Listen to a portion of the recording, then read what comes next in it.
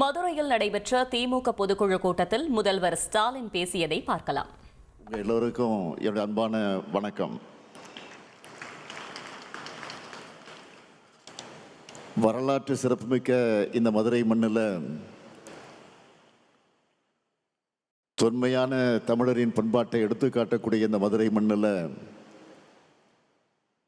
தமிழ்நாட்டினுடைய எதிர்காலத்திற்கு தேவையான முடிவுகளை எடுக்கவும், தமிழ்நாட்டை சூழ்ந்திருக்கக்கூடிய பகையை எதிர்கொண்டு முறியடிக்க வியூகங்கள் அமைக்கவும், வெற்றியை நோக்கி உழைக்கவும்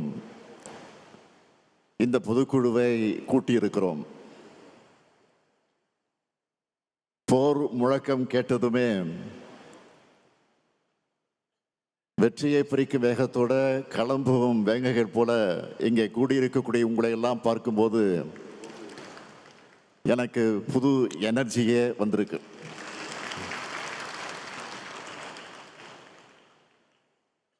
இன்னைக்கு தமிழ்நாட்டு உரிமைகளை நிலைநாட்ட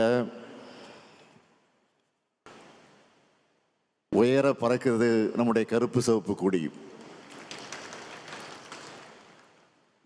இந்த கொடி எத்தனை போராட்டங்களுக்கு பிறகு, எத்தனை தியாகங்களுக்கு பிறகு விண்ணுயிர பறக்கிறது என்பதற்கு தலைவர் கலைஞர் அவர்கள் மதுரை மேலமாச வீதியில பேசினதை நான் இங்கே நினைவூட்ட விரும்புகிறேன். மதுரை மண்டலத்தில் திமுகவை வளர்க்க நானும் மதுரை முத்துவும் பட்டப்பாடு கொஞ்ச நெஞ்சமல்ல. கலைஞர் பேசுகிறார். 1949ஆம் ஆண்டு உருவான இந்த திராவிட முன்னேற்ற கழகத்தை வளர்க்க வேண்டும் என்பதற்காக இதே மதுரையில் 100 இடங்கள்ல கொடியேற்றுவதென்று நானும் மதுரை முத்துவும் திட்டமிட்டு கொடியேற்றினோம். அப்படி கொடியை ஏற்றும் போது கொடியின் கயிற்றை எடுத்து என்னிடம் மதுரை முத்து கொடுப்பார். கொடியை ஏற்றும் போது அந்த கயிற்றின் மீது அரிவாள் கத்தி வந்து விழும். அதில் அந்த கயிறு அருந்து விழும். அப்போது என் கையிலும் முத்துவின் கையிலும் ரத்தம் கொட்டும். அந்த ரத்தத்தை துண்டில் ஏந்தியபடியே தொண்டர்கள் எங்களை மருத்துவமனைக்கு அழைத்து செல்வார்கள். அத்துடன் கொடியேற்றக்கூடிய நிகழ்ச்சி முடிந்து விடாது. அடுத்த கொடியை ஏற்றுவோம். இப்படி அடுத்தடுத்து கொடிகளை ஏற்றிய காரணத்தால் தான் இன்று விண்முட்டை கழக கொடிகளை காண முடிகிறது என்று கலைஞர் பேசினார். அதுபோலதான் நானும் மதுரையில கொடியேற்றி இருக்கிறேன். ஒருங்கிணைந்த மதுரை மாவட்டத்தினுடைய செயலாளராக இருந்த இங்கே அமர்ந்திருக்கக்கூடிய அண்ணன் பொன்முத்துராமலிங்கம் அவர்கள் என்னை மதுரைக்கு அழைச்சிட்டு வந்து கொடியேற்று விழாக்களை பங்கேற்க வைத்தார்கள். 4 நாட்கள் இரவு பகலாக. காலை 8 மணிக்கு கிளம்புவோம், இரவு 2 மணிக்கு என்னை வந்து இரவு ஓய்வெடுக்க விடுவார். அதெல்லாம் நினைச்சு பார்க்கிறேன். அப்படி ரத்தம் சிந்தி கழகம் வளர்க்கப்பட்ட களம்தான் இந்த மதுரை மண். அப்படியெல்லாம் உழைச்சிருக்கக்கூடிய முன்னாள் மேயர் முத்து அவர்களுக்கு கூட நேற்றைக்கு சிலையை திறந்து வச்சிருக்கிறோம். இப்படி கழகத்திற்காக பலர் உழைச்ச தியாக பூமியான இந்த மதுரை மண்ணில் கழக பொதுக்குழு நடப்பதில் நான் பெருமையாக கருதுகிறேன். கழகம் தொடங்கினதிலிருந்து மதுரையில் 6வது பொதுக்குழு இது நடைபெற்று கொண்டிருக்கு. 6வது பொதுக்குழு, மன்னிக்கணும், 6வது பொதுக்குழு முடிந்து இது 7வது பொதுக்குழு.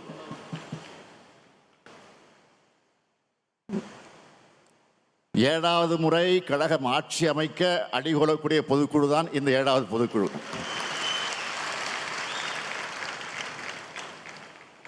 கழக வரலாற்றில் மதுரையில் நடந்த சில முக்கிய தருணங்கள் இதை நான் குறிப்பிட விரும்புகிறேன். இந்திய எதிர்ப்பு போர்க்களத்துக்கு அடித்தளம் அமைச்சது 1963ஆம் ஆண்டு சட்ட எரிப்பு போராட்டம். மதுரை முத்து உள்ளிட்ட 5 பேர் ஓராண்டு காலம் சிறை தண்டனை பெற்றாங்க. அந்த போராட்டத்திற்கு பார்வையாளராக வந்த அன்றைய பொருளாளர் நம்ம எல்லாம் ஆளாக்கின நம்முடைய தலைவர் கலைஞரையும் கைது செஞ்சு அடைச்சாங்க. மதுரை மாவட்டத்து மொழிப்போர் தளபதிகள் விடுதலையான அன்னைக்கு நடைபெற்ற பொதுக்கூட்டத்தில் உரையாற்றின தலைவர் கலைஞர் அவர்கள் சொன்னார், மதுரை முத்துவும் SS தென்னரசும் திமுகவுக்கு கிடைச்ச மருது சகோதரர்களும் பாராட்டினார். அதேபோல 1982ஆம் ஆண்டு திருச்செந்தூர் கோயில் விவகாரத்திற்கு நீதி கேட்டு நெடும்பயணத்தை இதே மதுரையிலிருந்து தான் தலைவர் கலைஞர் அவர்கள் தொடங்கினார். பல நாட்கள் கால்கள் கொப்பளிக்க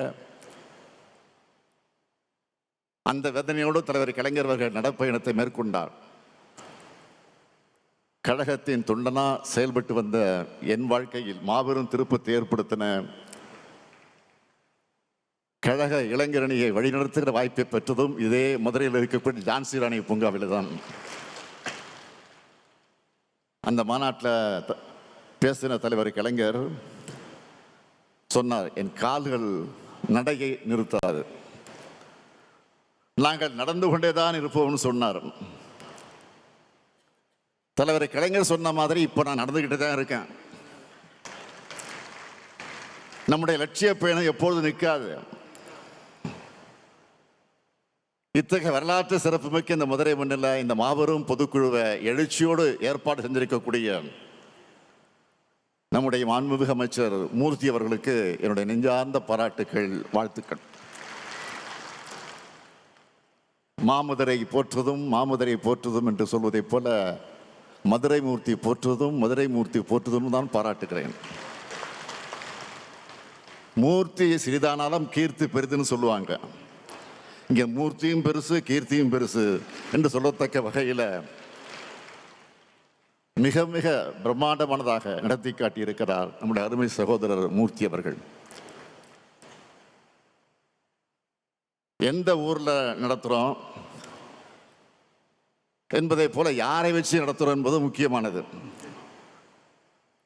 அந்த வகையில் மறக்க முடியாத பொதுக்குழு, மணக்க மணக்க தடபடலா இருந்த இந்த பொதுக்குழு நடத்தி காட்டியிருக்கக்கூடிய மூர்த்தியை தலைமை கழகத்தின் சார்பில் மீண்டும் பாராட்டி வாழ்த்தி நன்றி தெரிவிச்சுக்கிறேன்.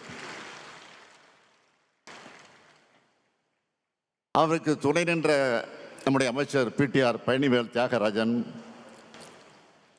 மதுரை மாவட்ட கழகத்தினுடைய செயலாளர்கள் அருமை சகோதரர் தளபதி, சகோதரர் மணிமாறன் ஆகியோருக்கும் மதுரை மாவட்ட கழக நிர்வாகி எல்லோருக்கும் என்னுடைய பாராட்டுக்களை, வாழ்த்துக்களை தெரிவிச்சுக்க விரும்புகிறேன். சித்திரை திருவிழா நடக்கிற நகரில் திராவிட முன்னேற்ற கழகத்துடன் முத்திரை திருவிழா இன்றைக்கு நம்முடைய பொதுக்குழு நடந்துகிட்டு இருக்கு. கழகத்தின் இதயமான பொதுக்குழுவை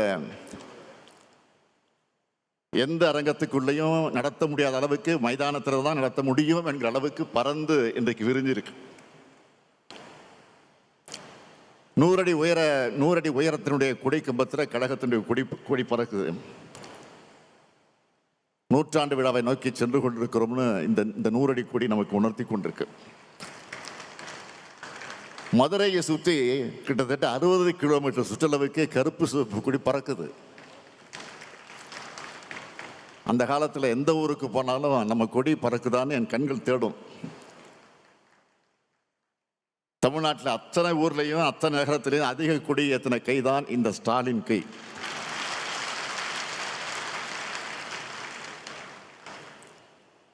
நம்மை பொறுத்தவரை பகுத்தறிவு பகர்வன் தந்தை பெரியார், அறிவுலக ஆசான் அறிஞர் அண்ணா, தமிழக தலைவர் கலைஞர், திராவிட முன்னேற்ற கழகம், கருப்பு சிவப்பு கொடி, உதயசூரியன் சின்னம், அண்ணா அறிவாலயம், இவைதான் நம்முடைய உயிர்.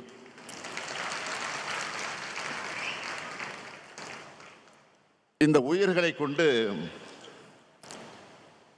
உயிரினும் மேலான தமிழ்நாட்டை, தமிழினத்தை இதுவரை காத்தது போல இனியும் காப்போம்னு உறுதி எடுக்கிற பொதுக்குழு தான் இந்த பொதுக்குழு.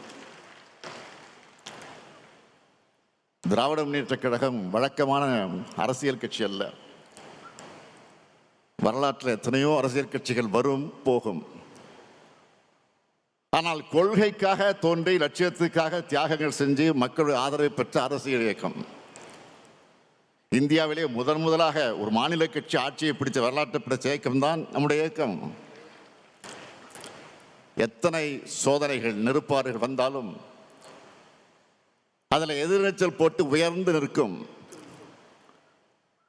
அப்படி இந்த மண்ணில் சமத்துவம், சுயமரியாதை, சமூக நீதி ஆகியவற்றின் அடிப்படையில் எல்லோருக்கும் எல்லாம் கிடைக்கணும்னு உருவானங்கக்கூடியவங்க நாம.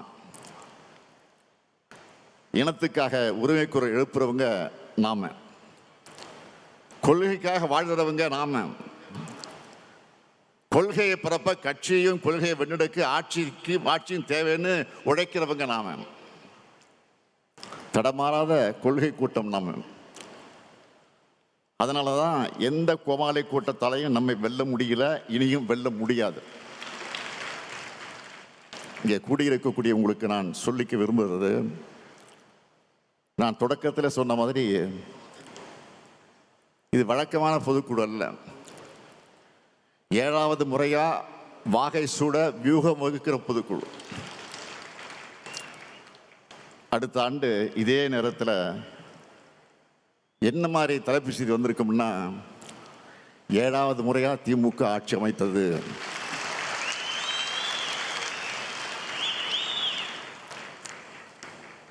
கழக கூட்டணி வரலாறு காணாத வெற்றியை பெற்றது.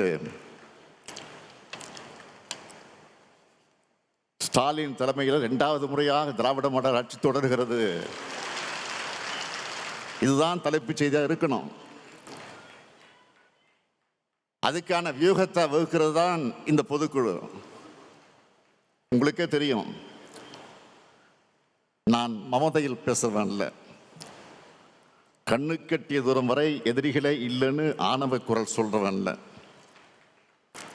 எந்த காலத்திலையும் எனக்கு ஆணவமோ மமதையோ வராது. என்னை பொறுத்தவரையில் பணிவுதான் தலைமை பண்பின் அடையாளம். சொல்லை விட செயலே பெரிது. வரலாறு காணாத வெற்றியை நாம பதிவு செய்வோம்னு நான் சொல்றது உங்க மேல இருக்கக்கூடிய நம்பிக்கையில தான். உங்க மேல மட்டும் இல்ல, இந்த பொதுக்குழுவுக்கு வராத இரவு பகல் பார்க்காம, வெயில் மழை பார்க்காம, தனக்கு என்ன பயன் பார்க்காம உழைக்கிற கோடிக்கணக்கான உடன்பிறப்புகளை நம்பித்தான் சொல்லுகிறேன்.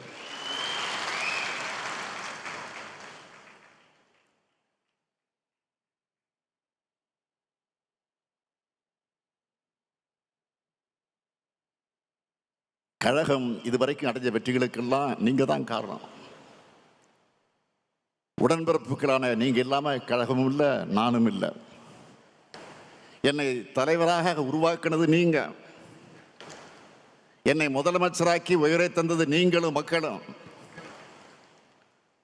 உலகத்தில் எந்த கட்சிக்கும் இப்படிப்பட்ட உறுதிமிக்க உழைப்பாளர்கள், தொண்டாளர்கள் கிடைச்சிருக்க மாட்டாங்க. இப்படிப்பட்ட தொண்டர்கள் காத்து நிற்கிறதுனால தான் 75 ஆண்டு காலத்தை கடந்து நூற்றாண்டை நோக்கி அதே வேகத்தோடு நாம் இன்றைக்கு நடைபெற்றுக் கொண்டிருக்கிறோம்.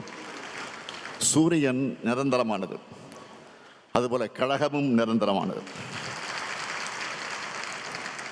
கழகம் எப்படி நிரந்தரமானதோ அதுபோல நம்முடைய கழக ஆட்சியும் நிரந்தரமானது என்ற நிலையை நாம் உருவாக்கணும். அந்த நிலையை உருவாக்க முடியும். அது உங்களால் தான் முடியும், நம்மால் தான் முடியும். அதே நேரத்தில் சாதாரணமான விஷயம் இல்லை. இன்றைக்கு நாம் அனுபவிக்கிற சோதனைகளும் நெருக்கடிகளும் சாதாரணமானது இல்லை. நாம் இன்று மாநிலத்தினுடைய ஆளுங்கட்சி. ஆனால் ஒரு எதிர்க்கட்சியை போல சோதனைகளும் நெருக்கடிகளும் நம்மை தொடர்ந்து வருது. மாநிலத்தினுடைய முதலமைச்சராக நான் இருந்தாலும் எதிர்க்கட்சியை போல போராடி கொண்டே இருக்க வேண்டியிருக்கிறது. இது தமிழ்நாட்டின் நலனுக்காக நடக்கிற போராட்டம், மாநில உரிமைகளுக்காக நடைபெறக்கூடிய போராட்டம்.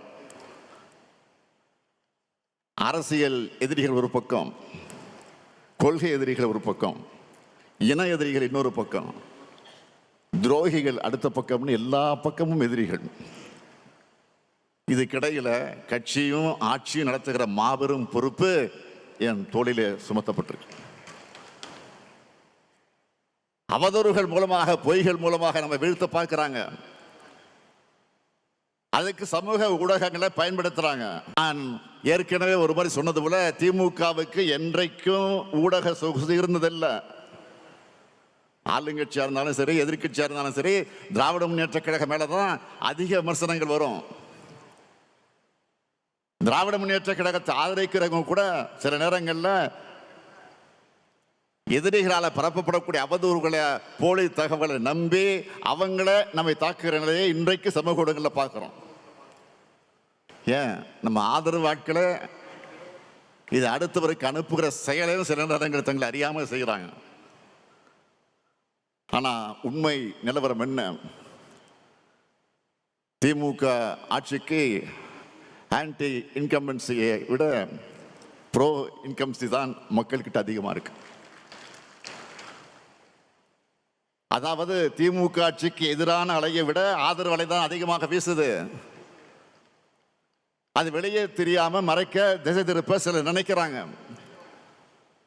எப்படிப்பட்ட சூழல்ல நாம் ஆட்சியில் அமர்ந்தோம் மக்களுக்கு தெரியும்.